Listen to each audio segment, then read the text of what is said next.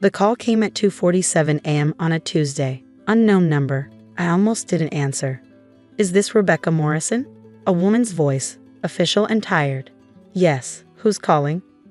This is Officer Sarah Martinez with the Metropolitan Police Department. We have your daughter, Ashley Morrison, in custody. She requested to make a call, and your number was in her emergency contacts. My daughter. The daughter who hadn't spoken to me in 5 years. The daughter who blocked my number, returned my letters, and told everyone who would listen that I was a terrible mother who'd abandoned her. What are the charges? I asked, already reaching for my clothes. Felony fraud, identity theft, and grand larceny. Bail's been set at $75,000. She's asking if you can help. I looked at the clock. Not even 3 a.m. I'll be there in 20 minutes. Ma'am, about the bail. I'll handle it. Which precinct? She gave me the address. I hung up and stared at my phone for a long moment. 5 years of silence. 5 years of Ashley telling her husband, her friends, anyone who'd listened that her mother was neglectful, absent, someone who chose her career over family.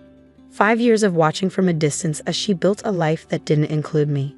And now, at 2:47 a.m., I was her only call. I got dressed, grabbed my briefcase, and drove to the station. The Metropolitan Police Department's downtown precinct was exactly what you'd expect at 3 a.m. Fluorescent lights, tired officers, and the smell of bad coffee and worse decisions. I'm here about Ashley Morrison, I told the desk sergeant. You the mother. He looked me up and down, simple jeans, blazer, no makeup.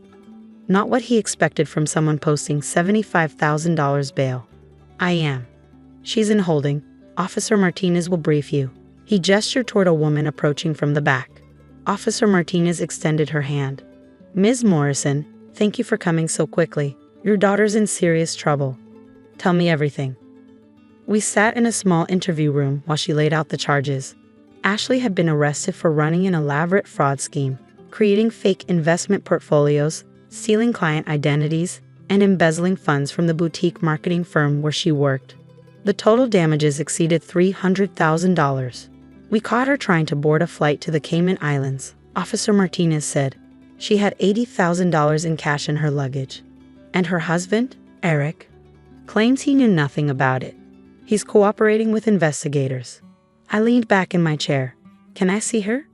Before you do, Ms. Morrison, the bail is $75,000. That's cash or bond, if you can't. I pulled out my phone and opened my banking app. Which account should I transfer from? Officer Martinez blinked. I'm sorry? I have the funds. I just need to know where to send them. She stared at me for a moment, then gave me the information. I initiated the transfer, $75,000 from one of my smaller accounts. It barely made a dent. Done, I said. Can I see my daughter now? They brought Ashley to a private meeting room. She looked terrible. Mascara smeared, designer dress rumpled, her carefully maintained image completely shattered. When she saw me, her face cycled through shock, relief, and something that might have been shame. Mom, she whispered. Ashley. We sat across from each other at a metal table. For a long moment, neither of us spoke. I didn't know who else to call, she finally said. Eric's furious. His parents won't help. My friends, she laughed bitterly. Turns out they're not really friends when you get arrested for fraud. How long has this been going on? 2 years. Maybe longer. I don't know anymore. It started small, just borrowing a little from one client to cover another. Then it spiraled. Why? Because Eric's family has money, real money, and I was just the girl from nowhere with the absent mother and no family to speak of. She looked at me with hollow eyes. I needed to prove I belonged in their world. So you committed fraud. So I did whatever it took to maintain the image. She wiped her eyes, smearing her mascara further. They're going to send me to prison, aren't they? Probably. Can you help me? I know we haven't talked in 5 years. I know I said terrible things about you. But you're a lawyer, right? You can. I'm not a lawyer, Ashley. She frowned. But you said, years ago, you said you worked at a law firm. I do work at a law firm. I own it. Morrison and Associates. 12 attorneys, 3 locations, specializing in criminal defense and corporate law. Her mouth fell open. You own a law firm? For 18 years now. Built it from the ground up after your father died. But you never told me. I tried, many times. You were too busy being ashamed of me to listen. Ashley's face crumpled. I told everyone you were a paralegal, that you barely made enough to support yourself, that you were so focused on your little job you ignored me my whole life. I know, I've heard the stories. How? People talk, Ashley, and when your daughter tells everyone her mother is a neglectful career woman who abandoned her, word gets around. I folded my hands on the table. What you didn't know is that half the people you told those stories to were my clients, my colleagues, or people who know exactly who I am. She went pale. Oh God.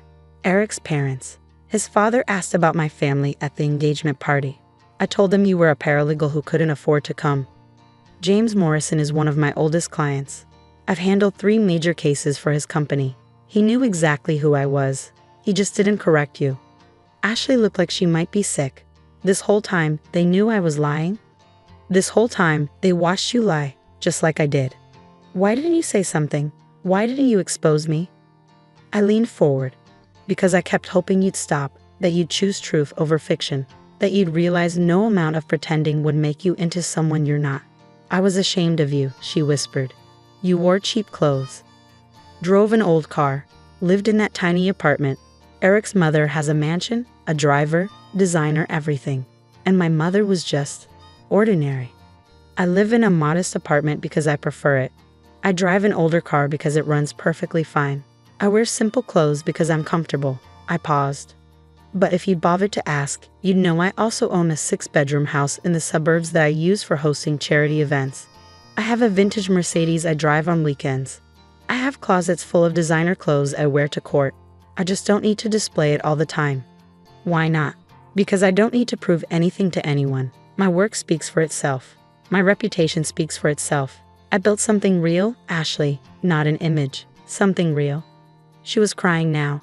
I've ruined everything. My marriage, my career, my life, and the one person who could have helped me be better. I pushed away because I was embarrassed. Yes, you did. Can you forgive me? I looked at my daughter, the little girl I'd raised alone, worked 3 jobs to support, put through private school and college, the young woman who repaid me by erasing me from her life story. I can forgive you, but I can't save you from the consequences of your choices. What does that mean? It means I paid your bail because you're my daughter and I love you, but I'm not representing you. I'm not making this go away. I'm not enabling you to keep living in fantasy. But you're a criminal defense attorney. You have to help me. No, Ashley, I don't. I have to let you face what you've done. That's the only way you'll ever become the person you're supposed to be. So what? You're just going to abandon me? Prove me right about everything I said? I'm not abandoning you. I'm here. I posted your bail. I'll make sure you have competent legal representation from one of my partners. I'll visit you, support you, help you through this. But I won't save you from yourself. Not this time. She stared at me, tears streaming down her face. I don't understand. I know, but you will, eventually. Officer Martinez returned to process Ashley's release. As we walked through the station, Ashley suddenly stopped.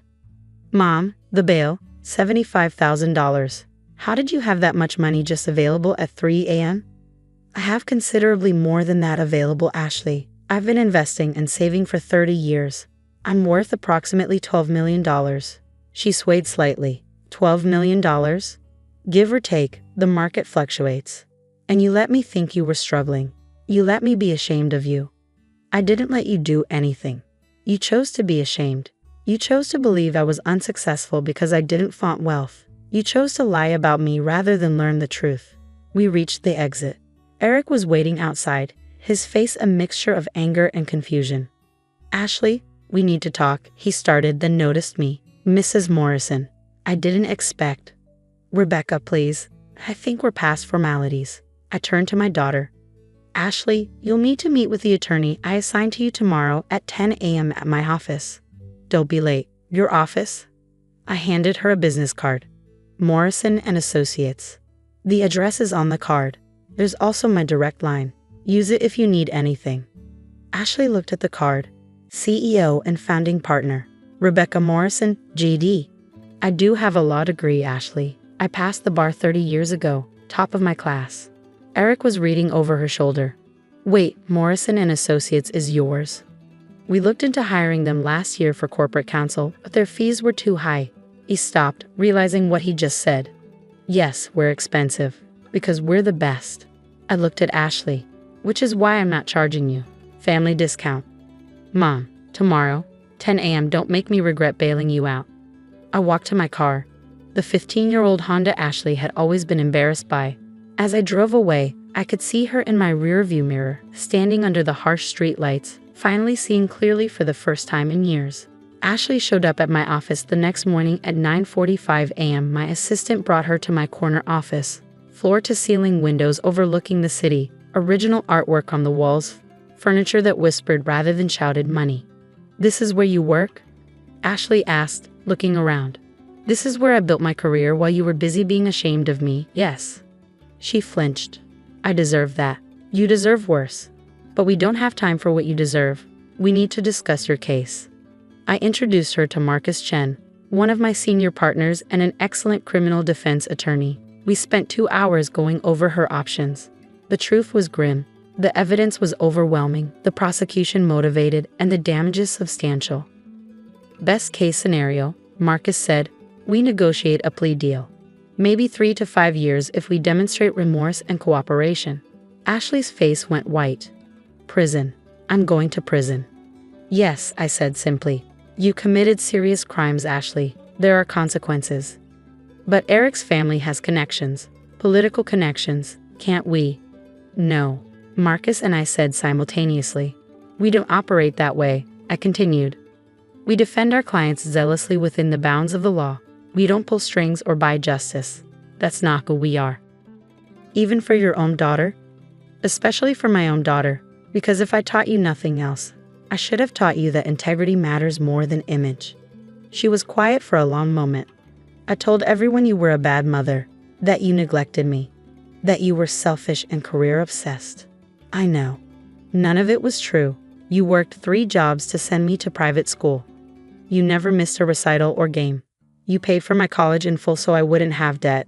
You did everything right and She broke down completely. "I threw it back in your face because I was embarrassed you weren't rich enough to impress Eric's family. And now? Now I find out you're richer than them, more successful than them, more respected than them. And I destroyed our relationship for nothing." I walked around my desk and sat next to her. "Not for nothing, Ashley. You learned something important." "What's that?" "That the image you project isn't who you are. That lying about your life doesn't change reality. That eventually the truth comes out, usually at the worst possible moment. At 2:47 a.m., when you get arrested for fraud," she said bitterly. "Exactly." Marcus gathered his papers. "I'll give you some privacy. Ashley, I'll file the initial motions today. We'll talk strategy next week." After he left, Ashley and I sat in silence. "Mom, can I ask you something?" "Of course." "When I called you at 3 a.m. from jail, why did you come? After everything I said about you, everything I did, why help me?" "Because you're my daughter. Because I love you. Because walking away from you in your darkest moment would have made everything you said about me true. I don't deserve you." "No, you don't.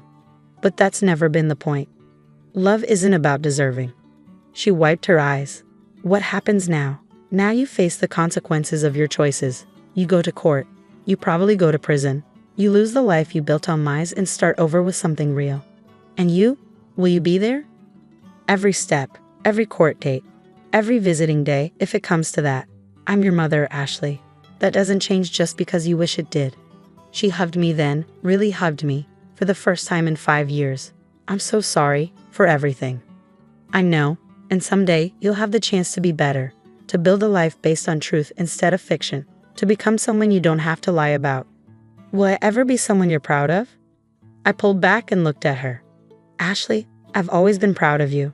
I just wanted you to be proud of yourself, genuinely proud of who you really are, not who you pretend to be."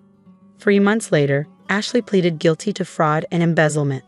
The judge sentenced her to 4 years in federal prison, with the possibility of parole after 2. I was there when she was sentenced.